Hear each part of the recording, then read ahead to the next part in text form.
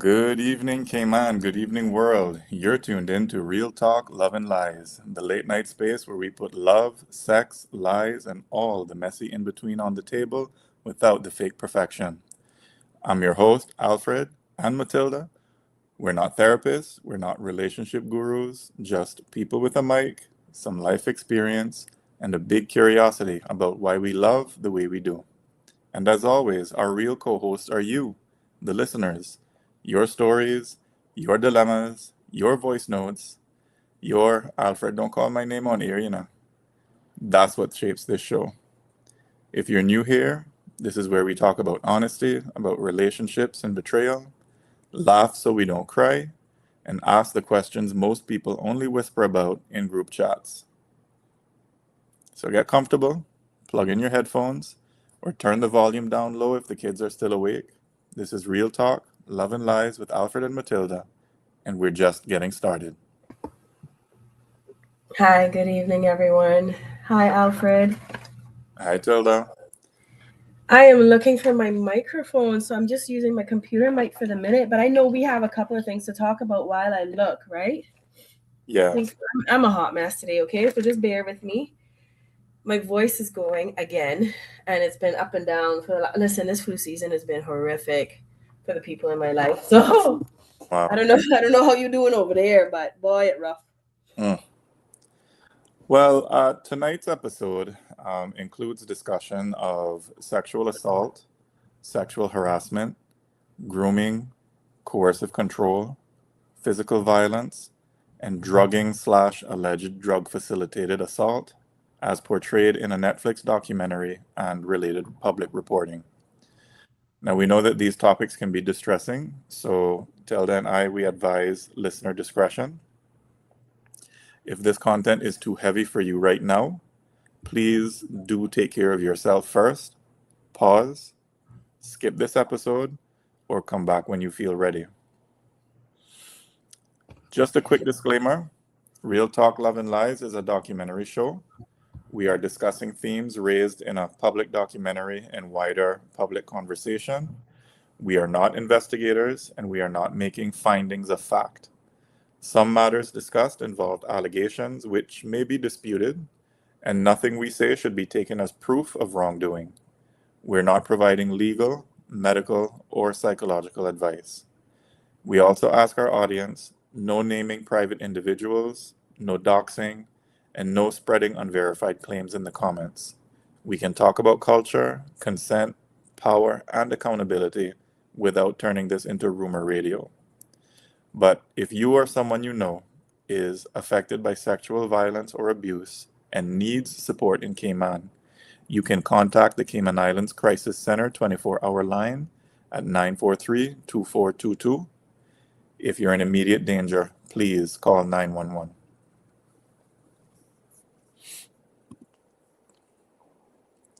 So today's show, we're going to be looking at the Diddy documentary on Netflix. When power Yeah. meets consent. I feel like we need to start with like a bit of a recap because I don't know how much everyone has watched. I know that this is a big one. Like this is the story of the moment, right? This is the hot story of the moment. It's so funny because the Epstein files have so many similar things Mm, in them to the Diddy conversation, but this has just taken over everything that I tell you. I don't know what it is, right? I watched it and I am just as guilty as anyone else of being completely sucked into it. And I actually called you earlier on this week, right? mm-hmm. I was like, you have to watch this thing. We have to talk about it because it's such a crazy experience. It's such a crazy thing as a watcher to experience because, well, I'm going to do a recap. Let's do a quick episode recap and then we're going to get into what we took from it. And I'm very, very curious to hear what the viewers and the listeners have to say because so many of us grew up in that era or partied in that era or had that, had the experience of that music that was so powerful to our adolescence, our teenage years, even our early adulthood. And there was this glorification of what manhood was, and particularly manhood in an African diaspora type of way. But let me just do my quick recap. Are you okay with that? Should we start that way? Oh, well, before we start, before we get into anything, I just want to kind of ask you, what's the emotional temperature of this documentary? Is it sad? Is it enraging? Is it nauseating? Is it bleak? Just I what? think I actually found it to be very, very balanced. I was surprised by it because, the hype around it was that 50 Cent has this big feud with P. Diddy and he just wanted to take him down. And don't get me wrong, 50 Cent himself has fueled those rumors with his social media and all of his interviews, but I actually think it was relatively balanced. And what I found about it was it talked about his success, how he climbed in a very neutral way. And in fact, it was a master class on show, don't tell. When you're talking about media or anything to do with writing, you're encouraged to show, not to tell the story. So Right. demonstrate. And I feel like it was such a masterclass in that because every person that provided any form of insider information was there, shared their experience, and then left you to figure it out. And there is so much that you will figure out just watching. Like the juror at the end blew my mind. I'm like, this woman just set this whole case up for a retrial. Mm. This was, I believe that there's, and don't get me wrong, once again, we are not legal experts, but it would not surprise me if her conduct in the documentary wouldn't set off the motion, the wheels in motion for a retrial because she's such a fan girl. And like it's almost like she could you almost felt like she had a crush on the guy. And that of course is a little scary for a jury. Anyway, she pissed me off. She really well and got under my skin. She annoyed the hell out of me. And I was watching this and thinking, no, that's not how that's supposed to go. But the temperature was very, very even. What I also loved is that it used a lot of imagery, it used a lot of footage, actual empirical stuff. Like it used a lot of original footage, some of it that we had never seen before, had never been shared in the media before. The confession of the gangster from the West Side, Keefe D, who claimed to have been hired by P. Diddy. No one's heard that out loud before. I mean, it's been rumored for years that P. Diddy was responsible for killing Tupac. And I don't know about you, but there are two events in my lifetime where I can tell you exactly where I was when I got the news of it. One was 9/11, and the other one was when Tupac was shot. I can tell you exactly where I was standing up in the schoolyard. And so that it was such a pivotal moment because I feel like it was a real life experience of something that had only been fantasy up until that point in the culture, right? So, wait, you okay for me to get into this recap?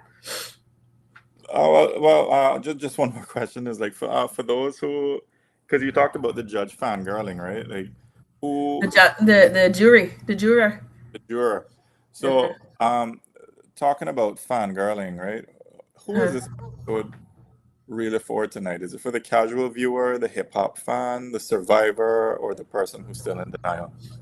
I feel like this could be for everyone who is adult and I feel first of all it's for the person who lived through that era, and I also feel like it's the person who's navigating relationships from that generation, because a lot of the way that we navigate the world has been informed by the culture that we've been surrounded by, right? And so for that reason, I think it's also important to I think for men in particular to listen to this, because I feel like there's language out there that that I've been kind of surprised by the commentary. There's a blindness to the impact of abuse on a person's mind and on their agency and on their ability to move. One of the things that I kept hearing in some of the comments were like, these people are just complaining now because they want money, and if they could have always just left. And I don't think people understand the concept of grooming, the concept of what that feels like, the prison that grooming actually creates in a person's mind, where they don't feel like they can move, where they're so terrified at all times. And then his actions, I feel like, we getting into the details now and the opinion before we even get through the recap, because I feel like let's hustle the recap and kind of get into it, because I feel like that's the muscle, that's the meat of it, right? Sure. Yeah. So episode 1 was introduction to P. Diddy as a child. His dad was not around. His dad died. He was killed. He was shot. His mom was a bit of a princess. Like she was, and this is of course my judgments, right?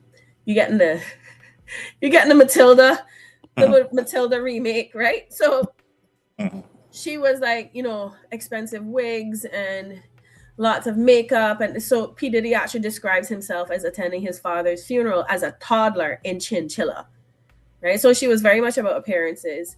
But his neighbor shared that he was actually very badly physically abused. Like everyone got their licks, but this guy was getting beaten on. And there was also a mention, and this is one of the things I love about the documentary, is that it just kind of slips things in and makes you think, what the hell was that? Where he talks about them having a stage in their house and that he was required to dance for his mom's parties, right? Mm-hmm.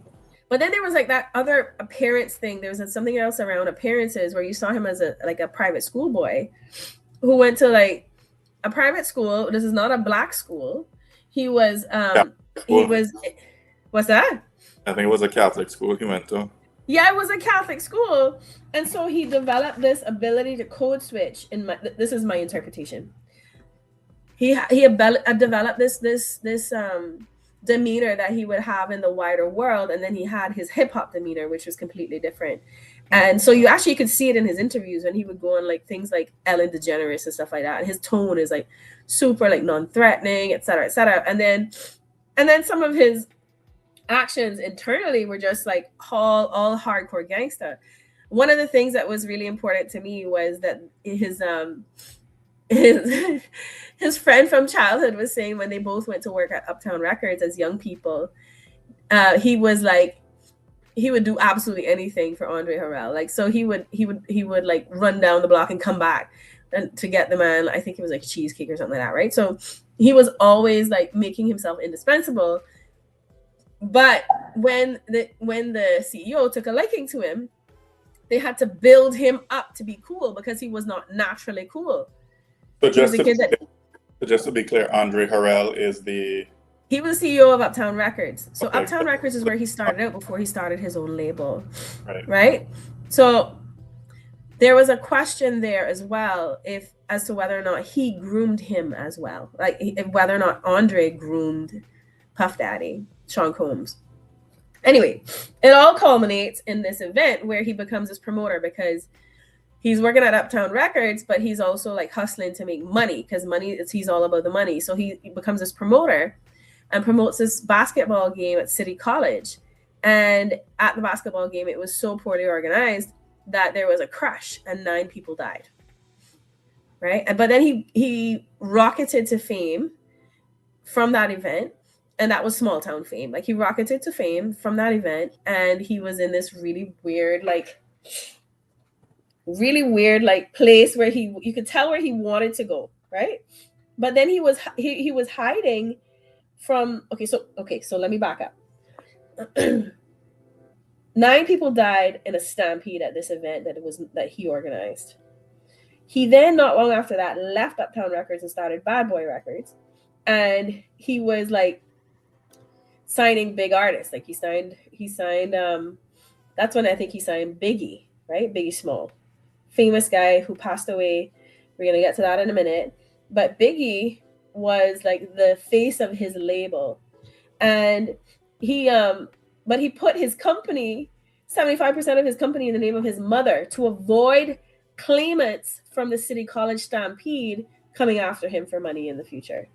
And I thought that was crazy. But I mean, I get it. That's business, right? Or that's what they say. Right. So he starts Bad Boy, and this is episode 2 now. And he's like getting really involved with promoting these rappers, but you can see that he's like overly involved. He wants to be in all their videos. He is getting involved with their women. And actually this started from the first episode where he was like going after girlfriends of his artists or girlfriends of people that he was representing. So this is where Kim comes in now, right? Sorry? This is where Kim comes in? Yeah, Kim Porter was I think his longest relationship. She had multiple kids for him, and she was actually one of his artist's girlfriend. Mm. Beautiful girl, and he was actually told she was out of his reach, but no, he actually fought, and he was like pursuing her so directly, and gets involved with her. But I actually, she wasn't the first. There was one before that called Mila, and she was actually a really talented artist. And one thing I did not so much like about the documentary was the erasure of the talent of the women, because he went after talented women. He wasn't going for women that were like just beautiful. They had their own talent. But for him, it was really that they were somebody else's girl, right? That was his main thing. Like you could see it. Right, And yeah. so, but then episode 2 is not so much about relationships. It's really more about the business, where he had this thing for Tupac Shakur. So Biggie Small is his artist. Tupac is over on the West Coast, and he keeps trying to sign Tupac. Tupac is a rising star. Like Tupac is somebody that I hold so dear in my heart, even to this day, as an artist, because I felt like he was such an authentic beam of light. Don't get me wrong, he was a gangster, he was a bad boy, but he was not like, there was something that he was doing where he was trying to become something. And it's so funny because a lot of the commentary is like, Jada Pinkett Smith, oh girl, we know why you mad, because Will Smith will never be Tupac, right? Jesus. There's a lot of the commentary on TikTok. Listen, I took a deep dive. I've watched this. I would watch this beginning to end twice, and toward the end of this, I'm gonna like take a look at why is this such a big deal to me, right? So there's this relationship between Biggie and Tupac. Tupac wants to support Biggie's career, so Puff Daddy now wants to sign Tupac. Tupac says no, he's not interested in signing. So number one, Tupac is all that he wants to be. He's cool. He's naturally cool. He has street credibility. He's really good with the women. He is like incredibly talented, incredibly talented. And they describe Puff Daddy as having no musical talent whatsoever.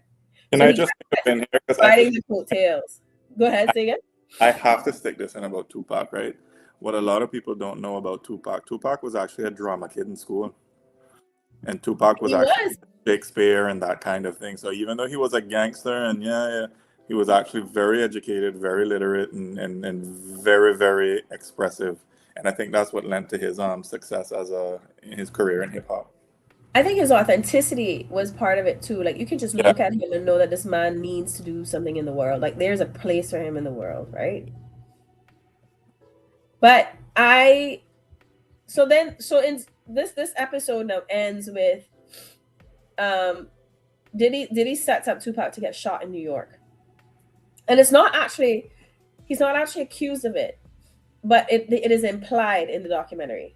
Because Tupac shows up to record with Biggie at Diddy's studio, and Biggie has no idea, sends his brethren down to go collect him because he sees him downstairs.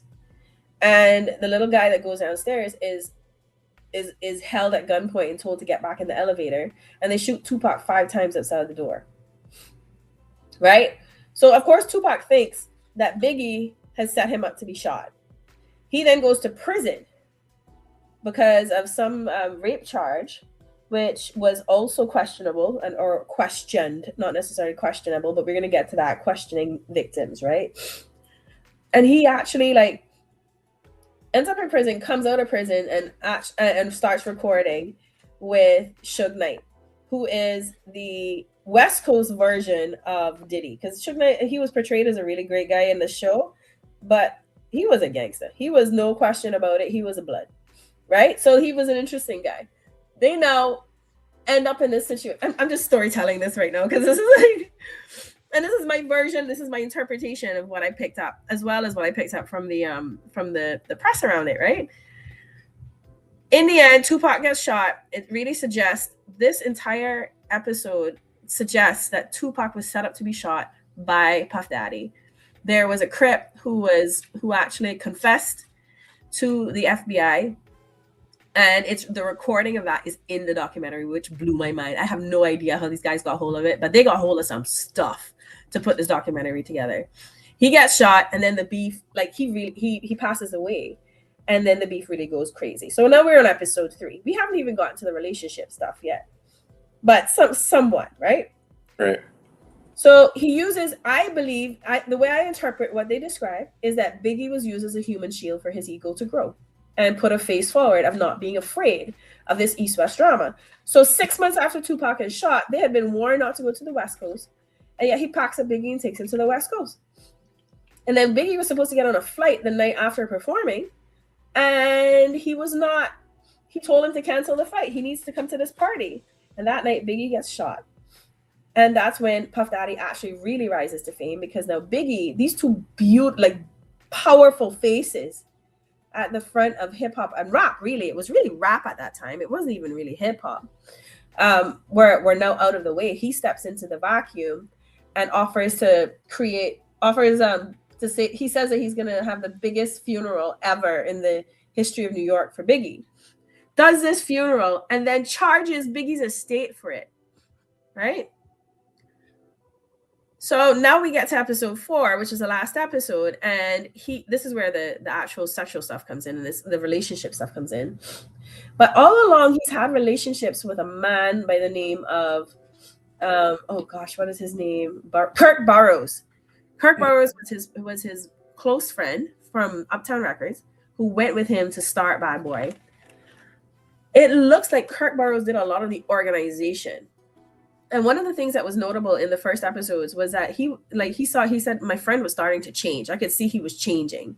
So there was this one day when Kirk Burroughs was called to Diddy's office, buzzing to come to the office, only to come in to see a woman giving him oral sex. And he was like, "What did you call me for?" And he's like, "Well, he just wanted him to see it." And that struck me as a real character defining moment in the entire description, right? But then we move forward, because he does Kurt pretty awful. But I don't want to focus too much on Kurt, because our focus is on the relationship stuff. So episode 4 now, he gets in this relationship. Kim has his children, but Cassie, they can describe Kim as wife and Cassie as wifey. She's 18 years old. She comes to New York at 18 years old, and my heart broke, because I'm thinking about kids in my life who are 18 and just how vulnerable they are to the world. And this is where the grooming starts, right? She's not actually in the episode. She's being described by other persons who were around at the time. His bodyguard who stood outside the door while she was getting beat up. There's a male prostitute that was hired to do things to her in his presence. She was drugged regularly. She participated in drug use, right? And one of the things that really struck me is that there's so much commentary about, she could have just left. That's one of the jurors that actually was in the episode, was saying that, I don't know, these are two people in love. I mean, if she wanted to, she could just leave. She just wanted the fame. But this woman was brought into the business as a client, and he promised her a 10-record deal and never got around to making her next record. For 10 years, she was physically abused. She was sexually abused. And she's the one that was in the videos of getting beat up in the hallway. But there were other people that were physically abused. There was a young man who was a producer who was hired, and he actually competed for his position. And I don't think people realize the mental state that puts someone in. Like, you competed for that position. This is precious to you. He went through a camp, and it was whittling down. He was one of the last people standing because he played multiple instruments. He was promised so many things. He was promised $250,000 to produce this album that was taking incredibly long, almost 2 years to record. And all the time he was being drugged at parties and waking up with people that he did not expect to wake up with. Some of them women, and some of them Diddy himself. And in one case, he actually describes himself as waking up still sore. So of course, there's a lot of suggestions about that. Creepy, right? Yeah, very. Another young lady who was actually, and she's important to me because she was in the band that he created, Danity Kane, in his show. He went into pop, the making of the band, I think is what the show was called. And this is a white girl named Aubrey O'Day, who was the face of the band. He kept describing her as talentless, but she's a looker, right? He fired her for looking too promiscuous, but then he was sending her pictures of his body parts and dirty emails. And then there is some of the evidence that's gone to court suggests that she was seen being sexually assaulted by him and another guy but she was completely out of it and she has no memory of it. So she has no idea if this happened or not. And that to me is such a difficult thing to grasp, like to just imagine being in that position. Was I assaulted? Was I not? Do I even want to know? And so she describes this position that she's in, and it's like terrifying. She's a brilliant girl, right? A lot of these people are really, really smart people. And then finally, there was a young woman, and these are just the ones that stood out to me that I'm bringing up right now. Capricorn Clark was his assistant, and she said she describes. Okay, so she said that her mom was a drug addict, so the chaos that she was walking into was a chaos that she understood. And that to me is like someone who's already been kind of inured to violence and inured to that lifestyle, right? That's what I interpreted that to mean.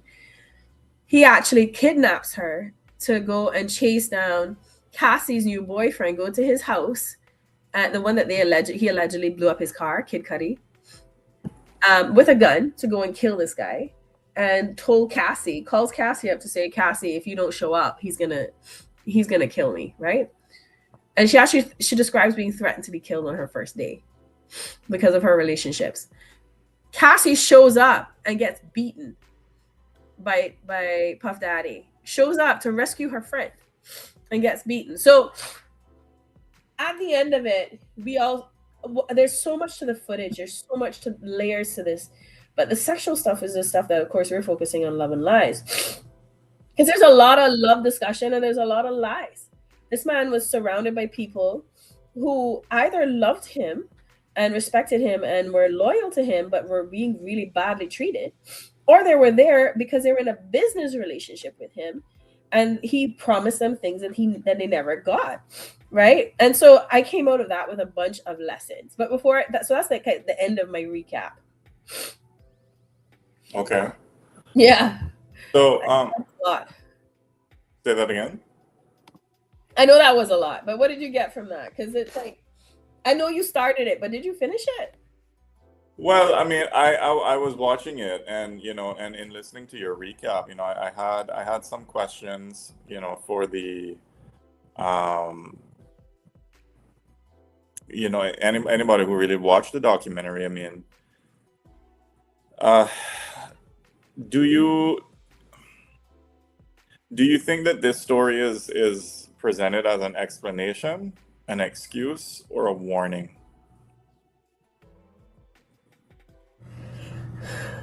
I don't know that it's an explanation or an excuse. I don't think it was presented as that at all. And in fact, in all the fanfare leading up to it, there's a lot, like 50 Cent kind of comes at this kind of like he comes at it like a comedian, right? So he like torments and taunts and so on. He's one of those people you just never want to piss off. And he came at it in such a way that made me think that no, this is him getting retribution for something. This is him revealing. I feel like it's a revelation. I can tell you what the impact of it is on a mind like mine. I don't know that I can tell you what the intention was, but I don't think it was to excuse away or to explain away. It did allow for the other side. There are people who are still friends with him, people who care about him, who were interviewed, but even them trying to be positive to him, about him in the documentary, ended up damning him as well. It was like sideways revelations. So, I mean, what in terms of the sexual violence, right? Because that's you say you want to get into that, right? Do you think that it's about power? And like what types of power does the documentary show? It's great. Actually, I think it's really focuses on power more than anything else. Capricorn Clark describes him as, if you don't know the guy and he walks into a room full of people, like you think he's a big deal, but if it's just you and him in a room, he's this small. And she puts her two fingers up, and like he's tiny. He's a narcissist who's incredibly insecure. He was insecure about Tupac. He couldn't be him, so he had to get rid of him. he couldn't impress him, so he had to go. You know, he was offended by the fact that this man was not impressed by him. Mm. So I think that it ends up being a bit of a warning, but you know, I feel more than anything else, it has impacted me in some weird way, because I feel like I'm watching like culture that I grew up surrounded by, because of course Cayman is very much impacted by this stuff, right? Right. It's just collapsing into horror. Right. You know, he knew that the music was about violence. You could hear it in the music. Like, there's a lot of the music that was about violence, but it was a presentation as if this was cool, this was manly, this was masculine, right? So I feel like it's a commentary on Black American toxic masculinity more than anything else. Well, let me ask you this: what part hurt more? I mean, you talk about this hip hop myth collapsing. Yeah. What hurt more, like that the myth was false, or that we helped keep it alive for so long? Well, I'm going to tell you, I'm going to put something up and let you see this, right? This is a comment that I saw years ago that I've kept in my back pocket for future use. Mm. And it is a quote by Bell Hooks, who is a writer on black feminism.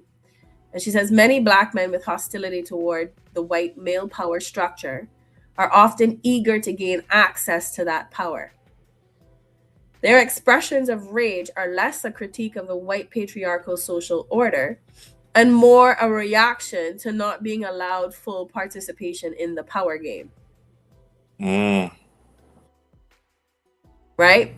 So rather than make objections to the community being oppressed, or, you know, there being problems with problems within the community, right? Rather than focusing on those things, you're focusing on grasping the power that the oppressor had, because that's what you want. Your objection isn't to people being oppressed. It's actually to people being people having power that you don't have. Mm. And that bothers me. So I think that has been it's been a demonstration of that to me. But you know, it also rewrites the whole soundtrack of my teenage years. Like, a lot of this was struggle music, and it was based on horror, and it was displayed in such a I think of the Big Papa video and the one by P. Diddy that they say that the Big Papa video was kind of based on. Mm. And it was like all glorification. All you see is scattered half naked women all over the place. And you see, like, you know, lots of bright colors, and everyone seems happy to be there. And, you know, the man is at the center, and it just really centers men. And it bothered me. It really bothered me so much about that, because what was happening in the background was actually the real side of that type of behavior. Another thing, I think this is going to be me up on my soapbox, right? So let me just get myself up on my soapbox. I need some music for this, for my soapbox. I got up on my soapbox so much that I have to like put the image up there. Mm-hmm. Matilda on her sexy Matilda speech. Check her out now. Look at her, she's hot. Mm-hmm. Right.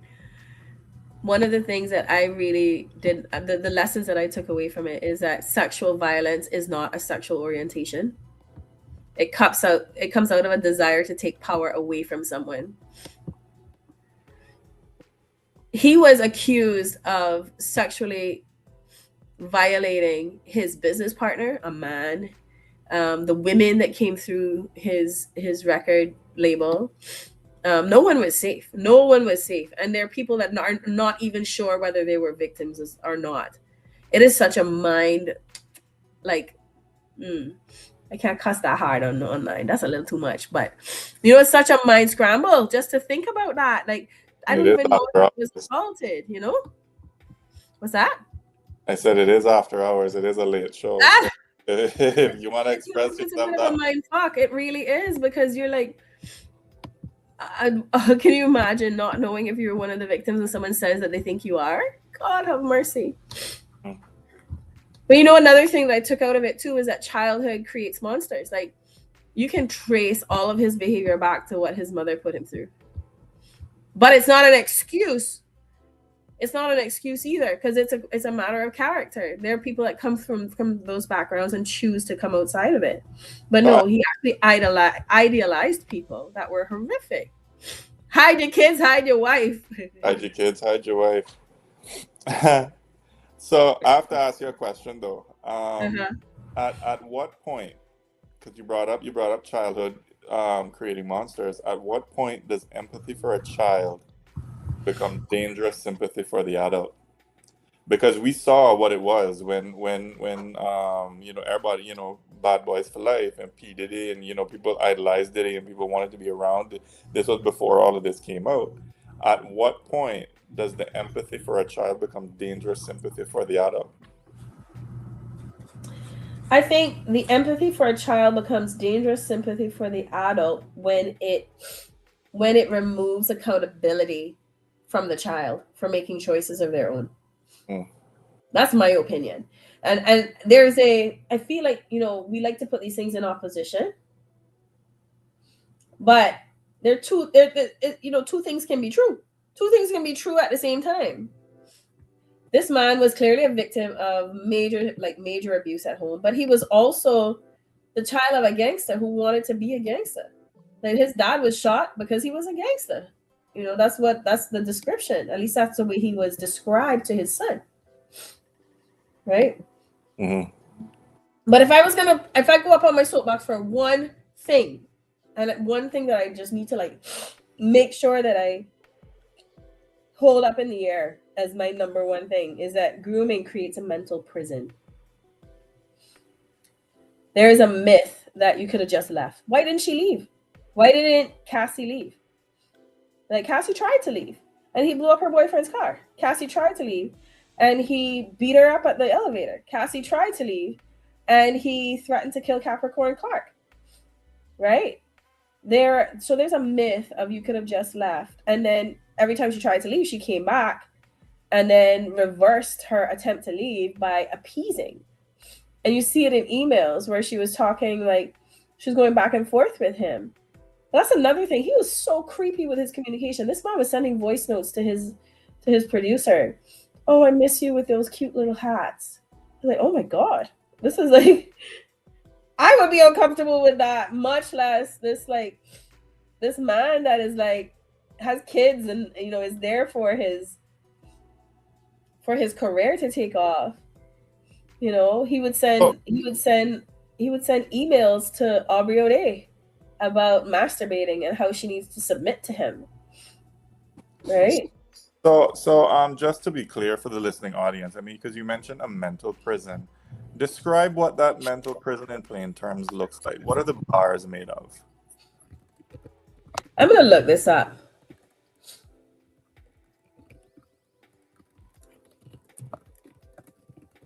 Right? So AI is saying grooming is a manipulative process used by abusers to establish a relationship with a victim, gain their trust, and eventually exploit them. This insidious tactic keeps people trapped in abusive situations by gradually eroding their self-worth, making them dependent on the abuser, and creating psychological barriers that prevent them from leaving. Typical grooming. Grooming typically unfolds in stages over time. Isolation, building trust and dependence, normalization of harmful behavior, like abusive actions are slowly introduced and rationalized, and the abuser might minimize the behavior or blame the victim for it, or frame it as a necessary part of a committed relationship. And then finally creating fear and intimidation. And so the impact is that there's an erosion of self-worth, isolation and lack of support, fear of consequences, and then they trauma bond with each other, which is something that you actually see with some of these victims. And then on top of it, there's financial dependence. This guy was these people's boss, and he was not paying them. That was another thing that blew my mind. He was not paying people money, and he was claiming to be a billionaire. Basic little things. Like, I think the only people that did not describe not being paid properly were the sex workers. So, what would you say to someone listening who recognizes those bars in their own relationship, those own, grooming tactics? You know, I actually, I think I'm much better to give advice to the people around them, Okay. right? I am not, I have never been in that position, and I'm not a professional. However, I've been in the position of the friend supporting someone who is being abused. And one of the things that I would say is that, you know, it is important for you to not come at this with judgment for them not leaving, because it actually adds to their own shame. It adds to their shame. Oh my God, I can't. Why are you still there? Why won't you leave? And it's hard not to say that. It's hard not to say that. And so instead of like commenting on their decisions, which are clearly irrational based on their position, the advice that I actually give it would be to like make sure that your door is always open. Mm. Make sure that they know that they, and not to come and bitch and moan and do nothing, but if you need me when the time comes, I am here. Right? So that's an important piece. But this is such a unique position because the question of consent is eroded, right? Sexual harassment is one thing. Sexual harassment at work is one thing. Sexual harassment by someone who presents within his world as all powerful and all controlling, that is terrifying. That is completely terrifying, you know? I highly recommend actually watching this though, because it was such a revelation to me of what people are living with and I can just imagine, like, there were Epstein files, additional files that were released in the last day or two, and I am just like, I don't know how much of this I can actually absorb, but this one feels like this is closer to home because it connects to like the culture that I was connected to as a teenager, you know.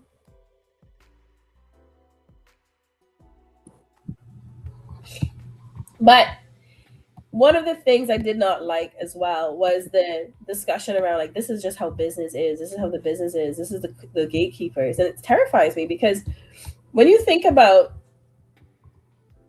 so many young people have gone into media, gone into music, gone into, I don't know, like they aspire to become this.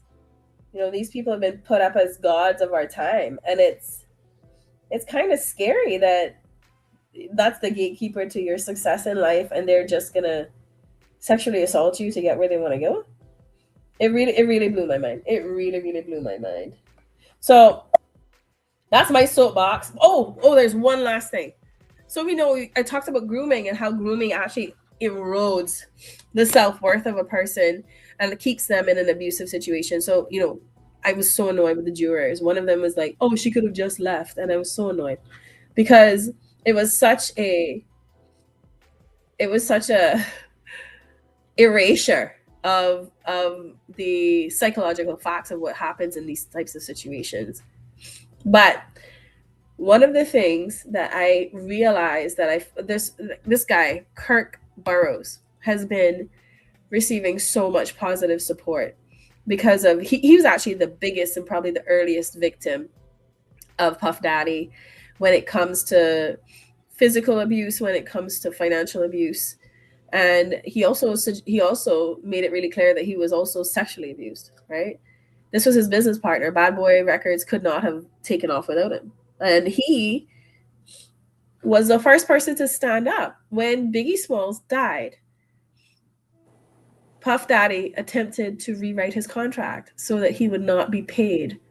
His estate would not be paid. His family would not be paid as much as they had initially agreed. And he refused to do it. So what we actually notice is that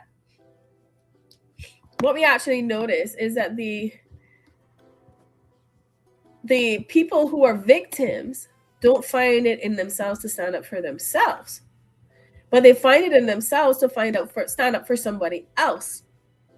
And that's something I also noticed with Cassie is like, so when Capricorn had a gun to her head, right? Capricorn is held up by him taken to Kid Cudi's house to kill Kid Cudi, kidnapped pretty much, with this gun waving around her, and she calls her freaking out. Like, he tells me he won't leave until you come. Cassie drops everything to go and rescue her friend. And it was such a telling thing for me that these people are not powerless. They are powerless to act on their own behalf. Victims in these moments feel powerless to act in their own behalf because of their own eroded self-worth so badly. Like this, so this is me in my soapbox for the day, and right? and to that point, right? And there's that part of the grooming aspect as well. It's isolating you from other people, so you feel alone and you feel powerless, right? So it's like, That aloneness feels like rejection. right. So if you're a bystander, because you said you were talking to the people around the victim, right? Like Mm-hmm. your job is to support. Yeah, yeah. But even the male prostitute attempted to like stop him from hitting her, and he looked at him and was like, "You ain't gonna do nothing." So Mm. there's a this man's a bully. This man is like terrifying. But you know, it just really struck home to me too. Like this is music. And I remember when we were growing up, there were so many people who were like, this is music that is bringing violence into our children's minds. And now I'm looking back and I really hate to say this out loud. And please forgive me for saying it out loud. I'll deny it tomorrow. But maybe they were right. Maybe they were right. Because we all know someone like Diddy, who, if they had that kind of power, they would behave that way. Hmm. Think about it. And we So, all know the kind of guys that would stand around and let it happen. well, I guess because people feel like they don't want to get involved, or that's between them and I don't want to be in So the it's a mix. very convenient time to mind your own business. Mm, Right? That's mhm. a really convenient time to mind your own business. So do you feel that this documentary is This thing says hallelujah. do you think that this documentary then is indicative of a cultural reckoning? Yes, I think it is. I think it is a mirror that is being held up because nothing was that was said. Everything that was said came from a person's own experience or came from factual receipts, Mm, you know? mm. And I like, and and that you brought up Kirk Burroughs, right? It just shows that men can be victims too. Like this isn't something that just affects women or little girls, Mm-hmm, right? mm-hmm. That was Um, actually really important to me to acknowledge. and there are a lot of men, like I mean, and I know you talk about your soapbox. I'm gonna go up on my soapbox. There are a lot of men who have been groomed and who have been sexually abused, right? Mm-hmm. But because they're men, they're expected to be quiet about it. It's even more shame. Yeah, so the shame sort of forms a muzzle for them, and if we Mm-hmm. only recognize only one kind of victim, we create safe hiding places for the abusers for the other types of victims, right? Like Yeah. I remember there was it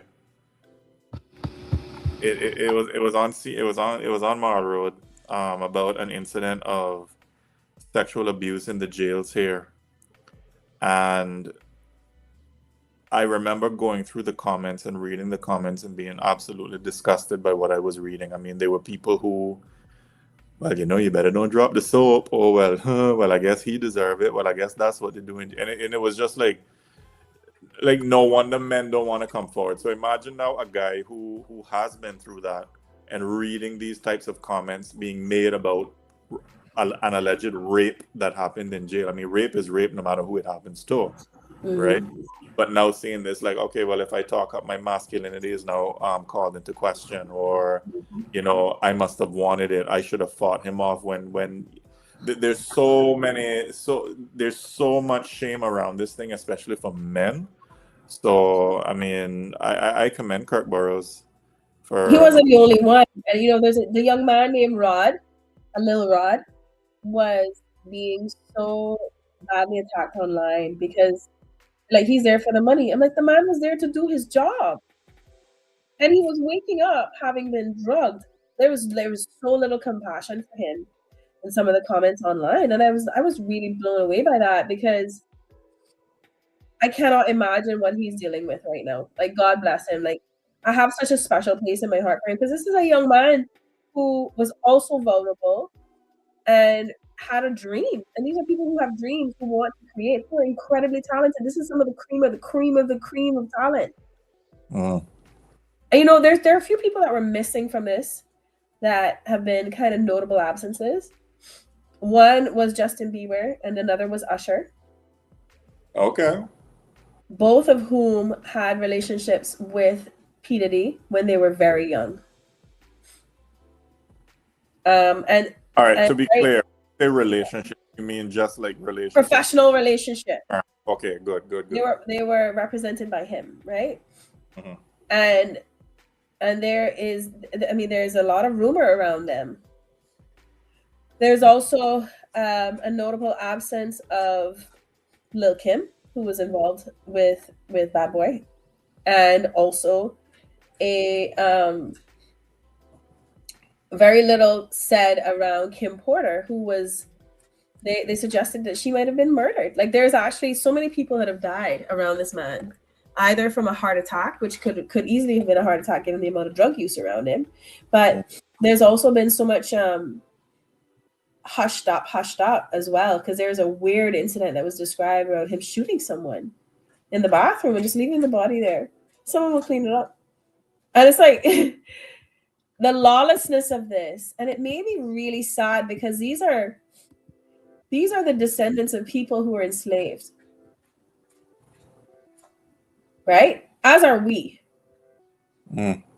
And it really, really bothers me that what Bell Hooks has said is actually coming true. Like they are seeking the power of the oppressor rather than seeking the equality that we all deserve.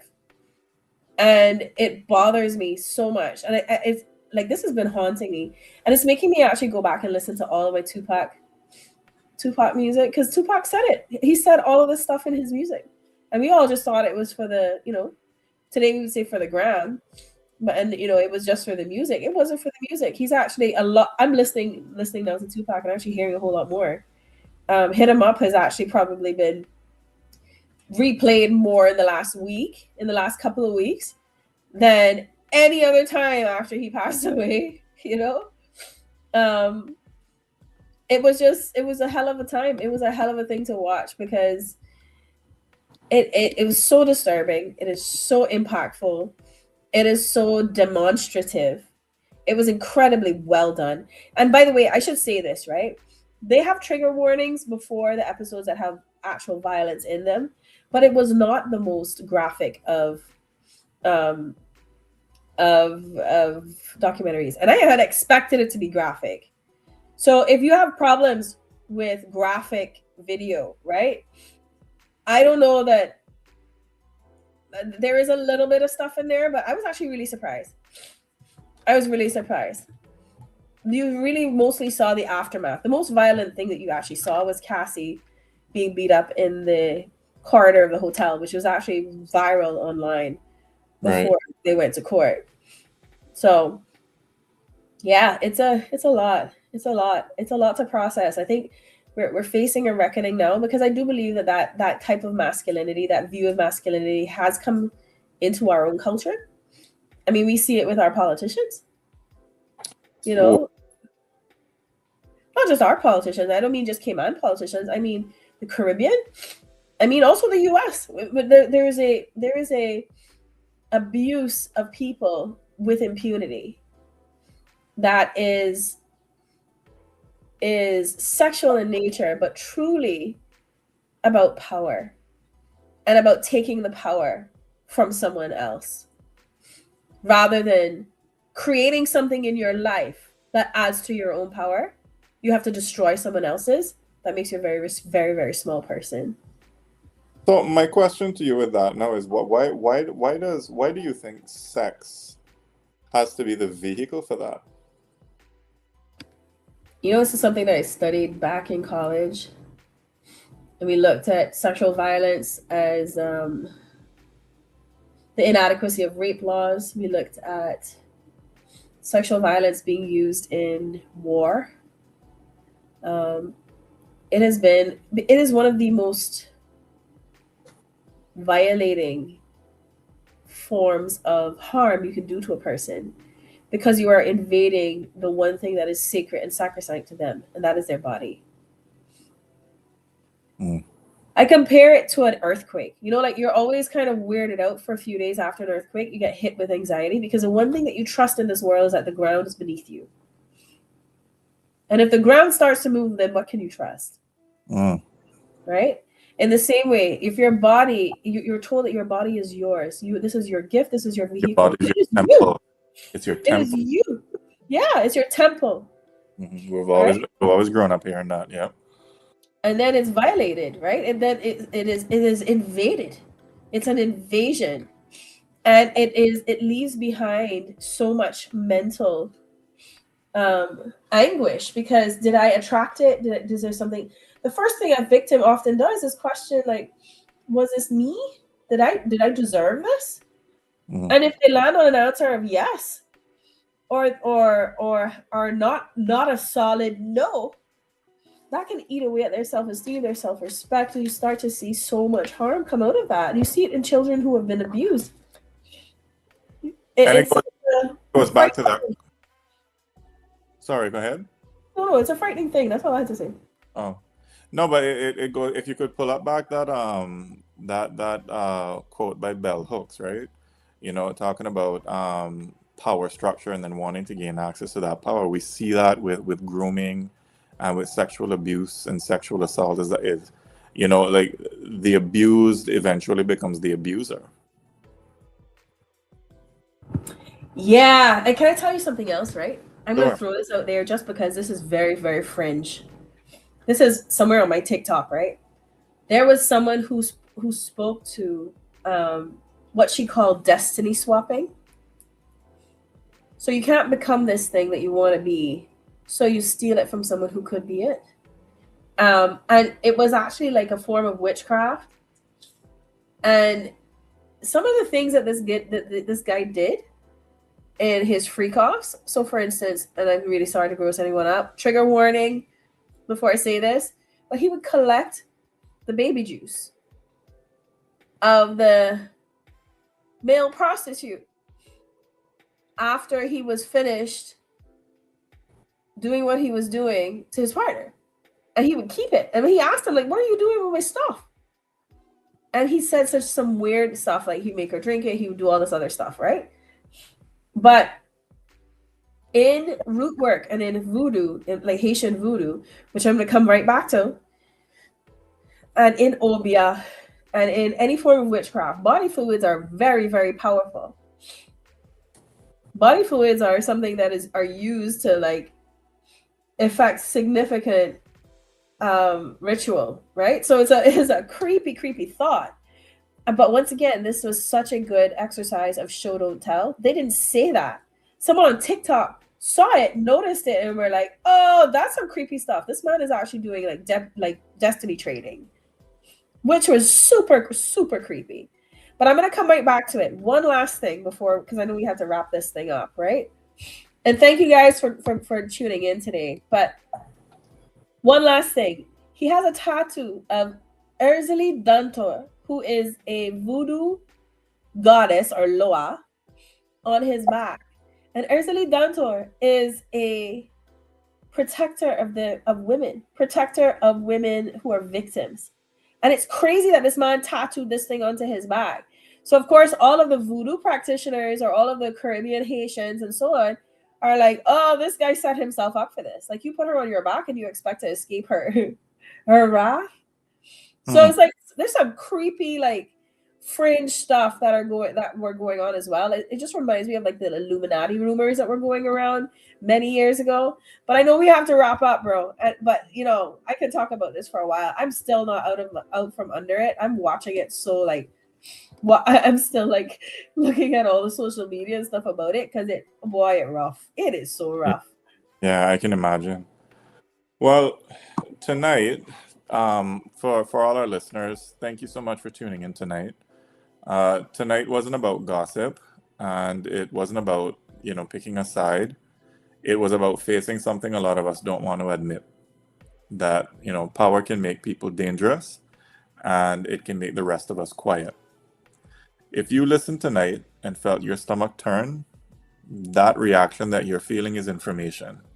It's your conscience reminding you that that whole bad boy myth, the whole industry excuses, the jokes, the silence, none of that is harmless when real people are getting hurt. And I think that's the biggest take home lesson from this documentary.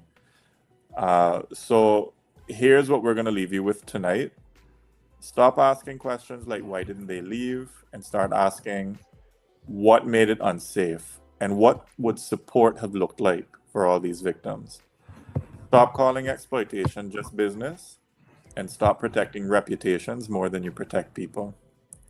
And if Yeah. any of this conversation hit close to home, if you've been controlled, if you've been groomed, threatened, or made to doubt your own reality, please hear this clearly. You are not weak, you are not stupid, and you are not alone. Help exists, and you deserve safety. Once again, you are not alone, you are not stupid, you are not weak. Okay? This is One real last talk. thing. Sure. If this affects you in any way, the crisis center is the place to go. Like they have a hotline. The phone number is 943-2422. 2422. Yeah. So this is real talk, love and lies. We're not here to worship myths. We're here to tell the truth about what love looks like when power is involved. Because when power lies, love pays the price. Good night, K-Man. Good night, world. Good night, Tilda. Night. Merry Christmas. Merry Christmas.